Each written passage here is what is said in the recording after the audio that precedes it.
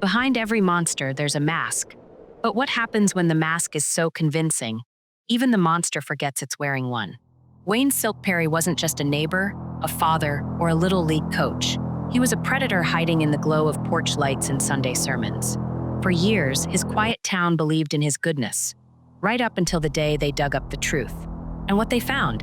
A trail of bones, betrayal, and a question that still chills investigators to the core.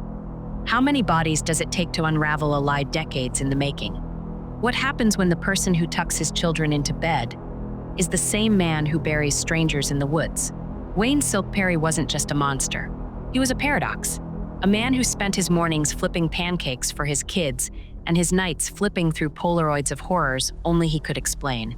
To his neighbors, he was the guy who fixed broken fences and barbecued at block parties. To his victims, he was the last face they'd ever see, a face framed by a smile as warm as a funeral pyre. For over 2 decades, Perry stitched himself into the fabric of his community like a beloved heirloom. He coached soccer teams, led church fundraisers, and drove carpool lines without a single complaint. But beneath that golden reputation festered a rot no one dared to name, a rot that seeped into basements, backroads, and unmarked graves. By the time authorities caught on, they weren't just chasing a killer, they were dismantling a myth. This story isn't about the crimes you can quantify. It's about the ones that slip through the cracks of small-town denial. The ones buried under "he'd never hurt a fly," and not our Wayne. It's about the blood that stains not just hands, but legacies. And the terrifying truth that sometimes the most dangerous evil isn't the one lurking in shadows. It's the one mowing your lawn. To the outside world, Wayne Silkperry was the definition of ordinary. The kind of man you'd pass in the grocery aisle and forget by the time you reached the checkout.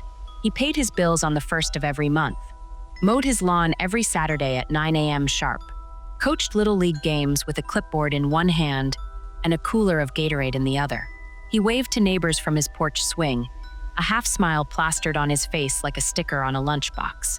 Safe, predictable, harmless. But behind closed doors, the mask began to slip. Whispers slithered through town, quiet at first, like the hiss of a radiator in an empty room. Unexplained absences. Days, sometimes weeks, where Wayne would vanish without a word. His truck gone. Lights off. No answer at the door. When he'd return, he'd shrug it off with a laugh. Fishing trip up north, he'd say. Needed some air. But his eyes stayed cold, vacant, like something inside him hadn't come back. Then came the outbursts. A neighbor recalls hearing dishes shatter one night. Pop, pop, pop, like fireworks, followed by Wayne's voice, guttural, unrecognizable. "You think I'm stupid?" he'd roared. The next morning, he'd replace the broken porch light, whistling as he worked. When asked about the noise, he blinked, confused. "Had to scare off a raccoon," he said. "Nasty things." His wife, Linda, told friends he'd started locking the basement door. "For the cat," he insisted. But there was no cat. Those closest to him began to piece together a chilling pattern. At church picnics, Wayne was the first to crack a joke, slapping backs and balancing paper plates of potato salad.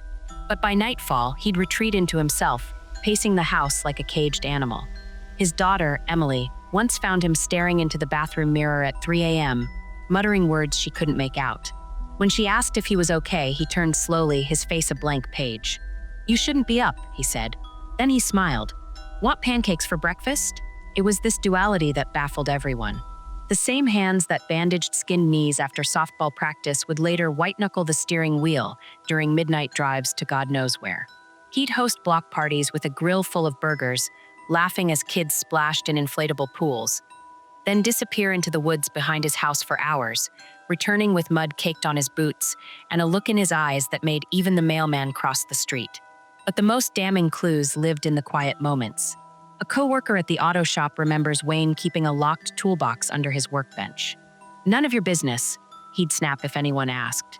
Inside, police would later find maps of state parks, circled in red ink, receipts for shovels, bleach, gloves, and a Polaroid, a blurry shot of a dirt road at dusk, captioned in Wayne's jagged handwriting.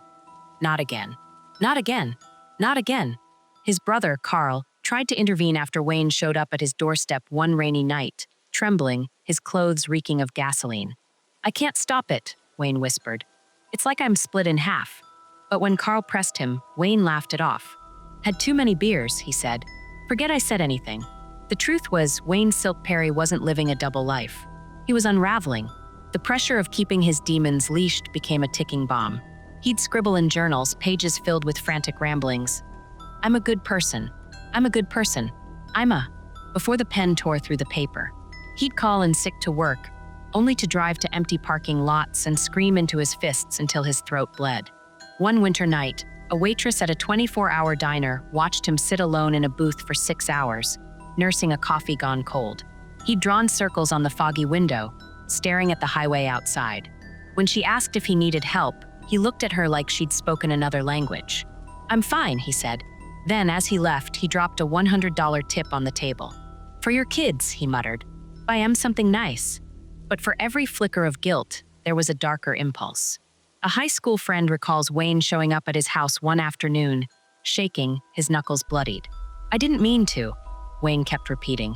When asked what happened, he clammed up, then left without explanation. The next day, news broke about a hit and run across town. A cyclist, injured but alive. The description of the truck matched Wayne's. Yet when questioned, Wayne was all wide-eyed innocence. Truck's been in the shop, he said. Check the records. The records, of course, showed nothing. By the end, even Wayne seemed lost in his own lies. He'd show up to parent-teacher conferences with mismatched socks, muttering about noise in the walls. He'd donate generously to food drives, then scream at a clerk over a 10-cent coupon. His sermons at church grew erratic, veering from tearful apologies to cryptic warnings about the beast inside us all. But no one connected the dots. Not yet. Because monsters don't hide under beds. They hide in plain sight, grilling burgers, coaching games, waving from porch swings. And by the time the world learned the truth about Wayne Silk Perry, it was too late for too many. It started with a name. Sarah Mercer, 19 years old, part-time cashier at the food mart. Daughter, sister, best friend to anyone who needed one. On July 8, 1997, she finished her shift, waved goodbye to her coworkers, and vanished. No struggle, no note, just an empty parking lot under a bruised summer sky. Her mother reported her missing the next morning. The police wrote it off at first. Teenagers run away all the time, they said. But Sarah wasn't the type. She'd left her keys on the counter, her cat's food bowl full. Her paycheck, still sealed in its envelope, sat on the kitchen table. Then came the lies. A customer at the food mart swore he'd seen Sarah get into a blue pickup truck that night. Older guy, he said. Baseball cap. Looked friendly. The description matched half the men in town, including Wayne Silk Perry. But when detectives knocked on Wayne's door, he answered with a smile and a shrug. I was coaching practice till 8, he said. Check the roster. 20 kids saw me. They did. 20 kids confirmed it. But the practice had ended at 7. Wayne's alibi held. Barely. Detectives circled back. Asked about the hour gap, 7 to 8. Took the long way home, Wayne said. Cleared my head. No witnesses. No proof. Just a stretch of empty road and a missing girl. Sarah's case grew cold. Then 8 months later, it happened again. Marcus Cole, 22, gas station attendant. New father. His fiancée, Daniela, told police he'd gone out for cigarettes and never returned. Security footage showed him buying a pack at 11:03 p.m. Then, headlights flashed in the parking lot. A shadowy figure waved him over. Marcus hesitated, then stepped outside. The camera didn't catch the license plate, but it caught a glimpse of the truck, blue, dented tailgate, a sticker peeling off the bumper. A sticker of a cartoon baseball. The same sticker on Wayne Silk Perry's truck. This time, detectives didn't wait. They brought Wayne in for questioning. He sat calm, legs crossed, sipping coffee from a paper cup. Marcus, good kid, he said. Praying you find him. When shown the footage, he frowned. Lots of trucks like mine out there, he said. Besides, I was at a church meeting that night. Ask Pastor Miller. Pastor Miller confirmed it. But the meeting ended at 10:30. Marcus vanished at 11:03. 33 minutes. A drive from the church to the gas station took 20. Still no arrest. No body. No blood. No smoking gun. Just a pattern no one wanted to see. Then, in the fall of 1999, the cracks split wide open. Lena Reyes, a 30-year-old nurse, single mother of 2, disappeared after a late shift at the hospital. Her minivan was found abandoned in a Walmart parking lot, keys still in the ignition. A half-eaten granola bar on the passenger seat. A coffee cup still warm. But Lena? Gone. This time, a witness came forward. A night janitor at the hospital saw Lena arguing with a man in the parking lot. He had a temper, the janitor said. Kept saying, "You don't get to walk away." When pressed, the janitor hesitated.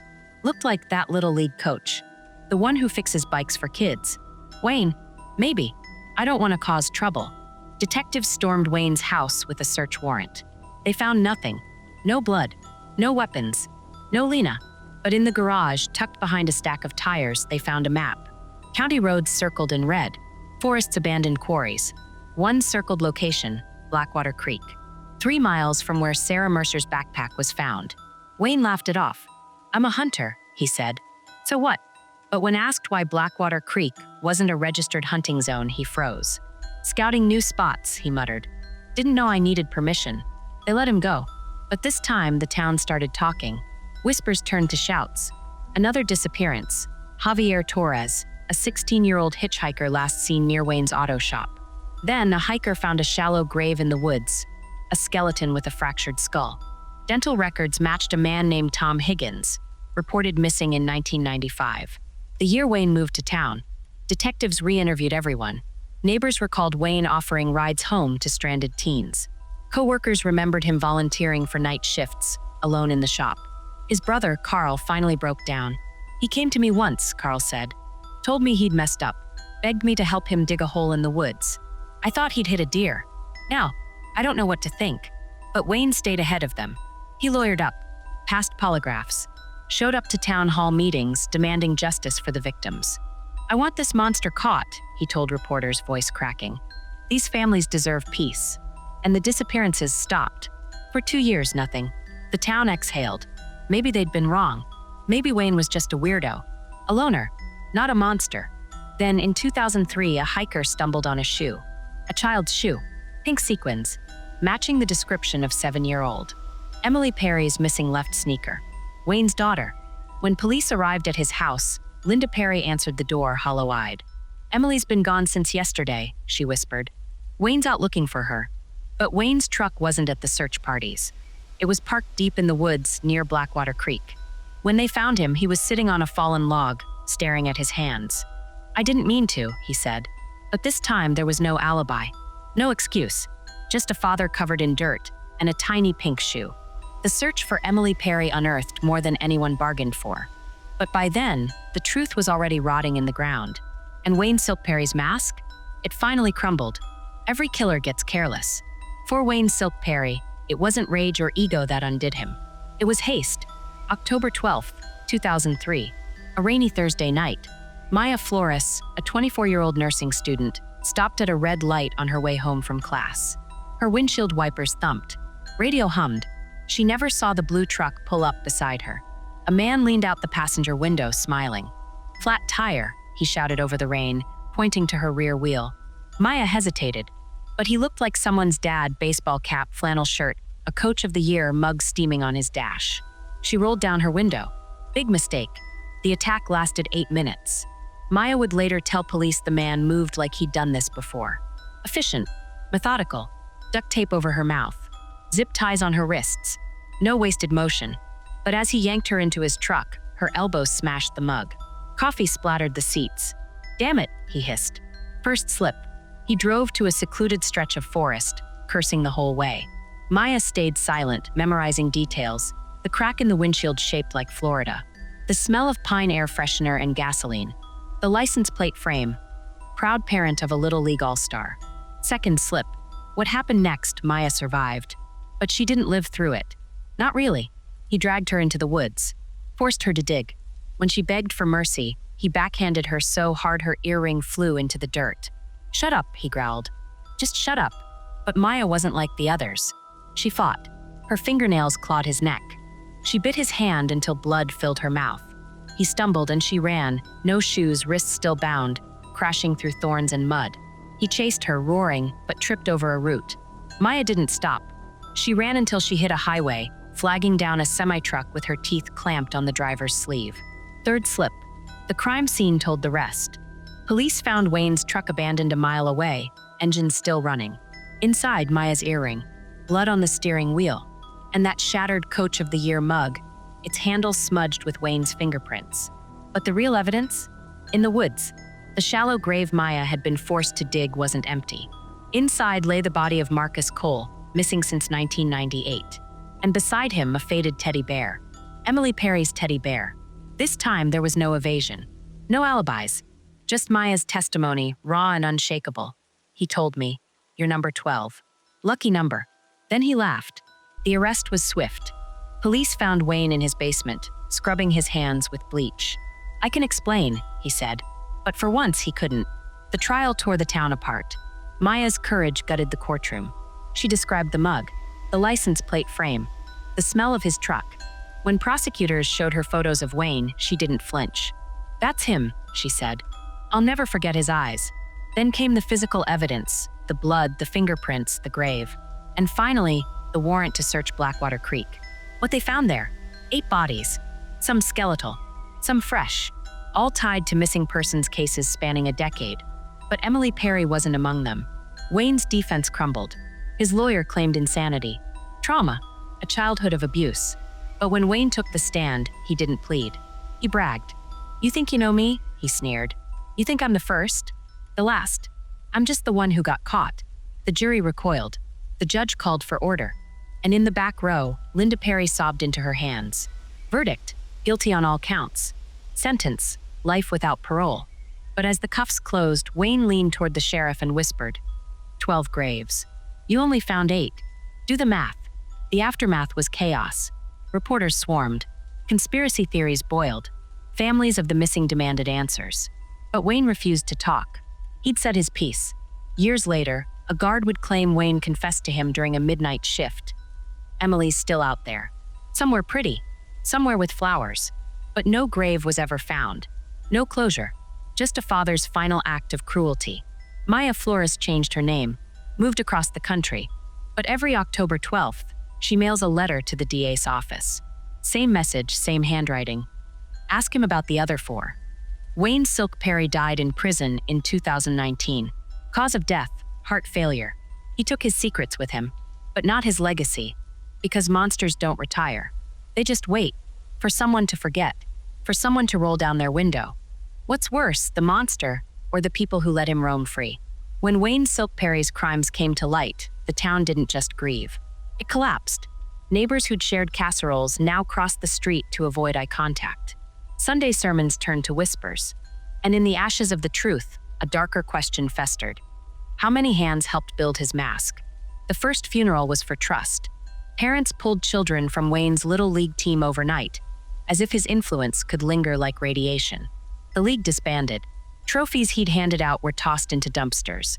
One father burned his son's jersey in the driveway, screaming, "I let him drive you home," into the smoke. Linda Perry fled town with her surviving son, leaving her wedding ring on the kitchen counter. She changed their last name, erased social media, vanished. But not before leaving a note in the mailbox for her neighbor. "You saw him digging in the yard that night. Why didn't you stop him?" The neighbor burned the note. But the guilt spread faster than the anger. At the diner where Wayne ate breakfast every Tuesday, regulars argued over who knew first. A waitress admitted she'd found a bloody bandage in his booth once. "Thought he cut himself fixing a sink," she said. "Now I lie awake wondering whose blood it was." The pastor resigned after confessing he'd loaned Wayne church keys to pray alone after hours. Congregants found muddy boot prints in the basement, a shovel leaning against the altar. No one called the police. Then came the rumors of accomplices. A retired deputy came forward, claiming he'd flagged Wayne's truck near Blackwater Creek in 2001. "Chief told me to drop it," he said. Asterisk said Perry donated to the K-9 unit. "Didn't want to bite the hand that fed us." Asterisk the police chief denied it. He retired 6 months later, citing health reasons. A teacher at Emily's school revealed Wayne often volunteered for overnight chaperone duties. "He'd take kids on nature walks after dark," she said. "We thought he was nurturing." But the darkest allegation came from Wayne's own brother. Carl Perry sat down with detectives in 2005, shaking, a flask in his coat pocket. "He asked me to dig a hole once," Carl said. "Told me it was for a septic tank. But when I showed up, he was crying. Said he'd messed up bad. I helped him fill it. Never asked why." The hole was later found near Blackwater Creek. Empty. The town split into factions. Some blamed the police. Some blamed the schools. Most blamed themselves. a support group formed for families of the victims. It dissolved after 3 meetings when a mother accused another member's husband of giving Wayne's spare keys to their barn. "He killed my daughter in your property," she screamed. "You're as guilty as he is." Friendships decades old shattered. A local bar posted a sign, "And no true crime talk." Even the annual fall festival was canceled. Wayne had run the pumpkin carving contest for years. But the most damning wound was the silence. Farmers found bones in their fields and buried them without reporting. A mechanic discovered a faded ID card, Lena Reyes, 1999, wedged under Wayne's old workbench, and threw it in the river. "Didn't want to stir up more hell," he said. For years, the town wore its shame like a scar. Then, in 2012, a developer bulldozed Wayne's house to build a playground. During the demolition, workers found a locked trunk in the attic. Inside, Polaroids of victims, newspaper clippings, and a list of initials, some matching missing persons, others still unknown. But the final page stopped everyone cold. A handwritten note addressed to the town. "You let me. You all let me. Smiled at my barbecues. Ate my potato salad. Pretended not to hear the screams. How many of you are just like me?" WSB, the mayor, burned the note. The playground opened the next spring. Today, the town's a shell of itself. Population halved. Windows boarded. The church condemned. Those who stayed carry the weight differently. The waitress leaves a free slice of pie for anyone named Maya. The retired deputy mows the playground's lawn every weekend, scanning the dirt like he might find answers. And every October 12th, someone leaves 12 roses at the Blackwater Creek trailhead. No note, no names, just a town trying to outrun its shadow. But shadows don't fade. They stretch. They wait. And in the quiet moments, when the wind whistles through the playground's empty swings, you can almost hear Wayne's laughter. Or maybe it's yours. Because the scariest truth isn't that monsters exist. It's that we create them. What terrifies me isn't the evil we uncover. It's the evil we never do. Wayne Silk Perry died in 2019. But his secrets? They're still alive, buried in shallow graves, hidden in evidence lockers, whispered in the corners of a town too broken to speak. Because for every answer the trial provided, a dozen questions festered. And those questions, they have teeth. Start with the list. The one found in Wayne's attic, locked inside that rusted trunk. 32 initials scribbled in his jagged handwriting. THMCLR. Some matched known victims, Tom Higgins, Marcus Cole, Lena Reyes. But 21 initials remain unclaimed. 21 gaps in the timeline. 21 families still checking their mailboxes, waiting for closure that may never come. Detectives tracked down every JS and RK in county records. Most were alive. Some weren't. But none fit. So who were they? Places? Nicknames? Or just Wayne's sick idea of a joke? The file remains open.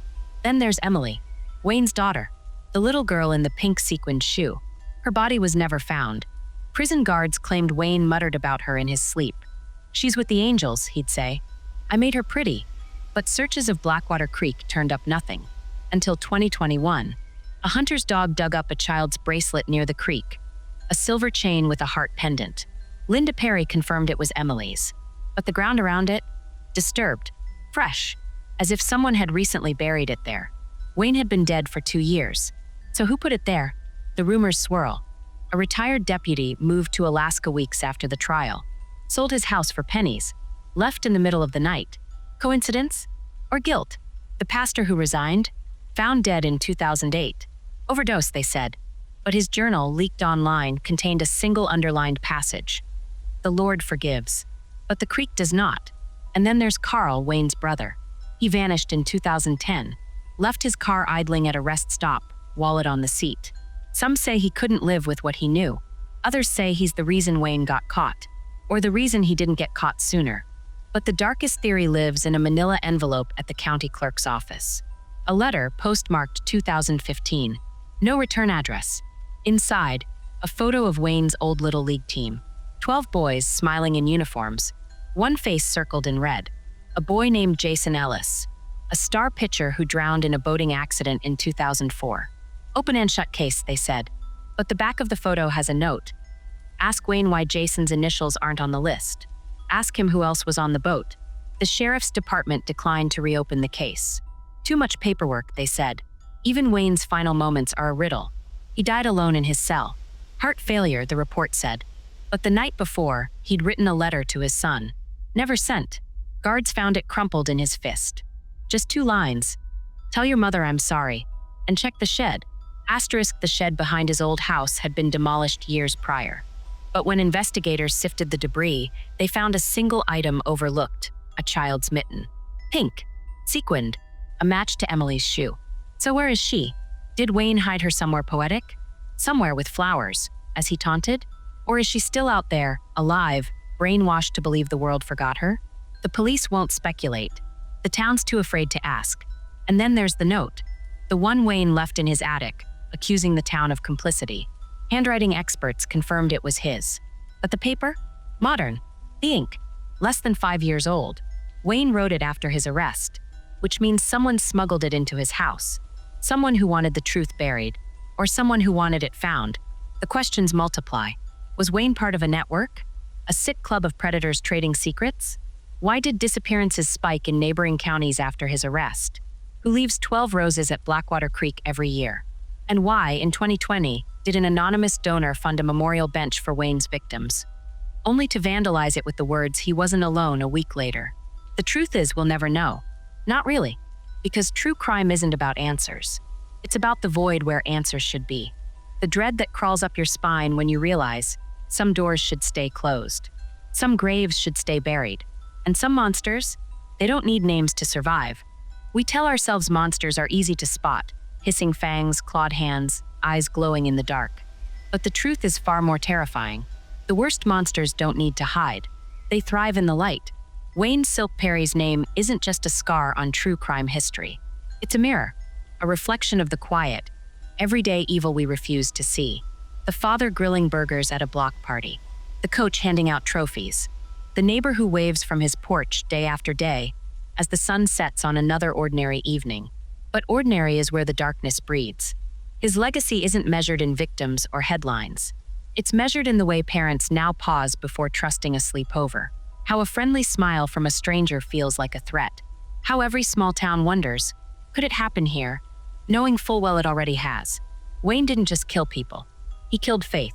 In neighbors, in community, in the idea that goodness is something you can see. Years later, the town still flinches at the sound of a blue truck rumbling down Main Street.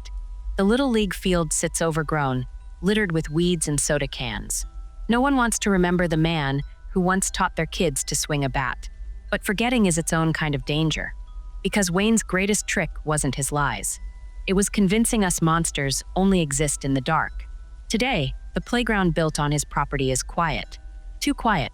Parents snap photos of their children but delete them later, uneasy framing the swings in the background. The memorial bench for his victims is covered in chipped paint and carved initials, some of them fresh. But the darkest memorials aren't made of stone or wood. They're the secrets we keep. The neighbor who still won't explain why he helped Wayne pour concrete in his backyard that summer. The teacher who swears she heard a child crying in Wayne's garage, but blamed it on the wind. The cop who retired early, taking a dozen case files with him. We bury the truth to protect ourselves. But graves don't stay buried. Wayne's story isn't over. Every time a girl goes missing in another state, detectives check his travel records. Every time a body surfaces near a creek, families hold their breath. Every time a kind-faced man moves into a quiet neighborhood, someone whispers, "What if?" But the scariest question isn't what if. It's how many. How many Waynes are out there? How many masks hang in closets, waiting for the right moment to slip on? How many of us would even notice? In the end, Wayne Silk Perry didn't leave behind answers. He left a warning. Evil isn't a shadow. It's the man holding the flashlight, the friend offering to walk you home, the voice in your head that says, he'd never hurt anyone. So tonight, when you lock your doors, turn off the lights, and tell yourself the world is safe, ask yourself one thing. Who's standing on the other side of the peephole? And what's hiding behind their smile?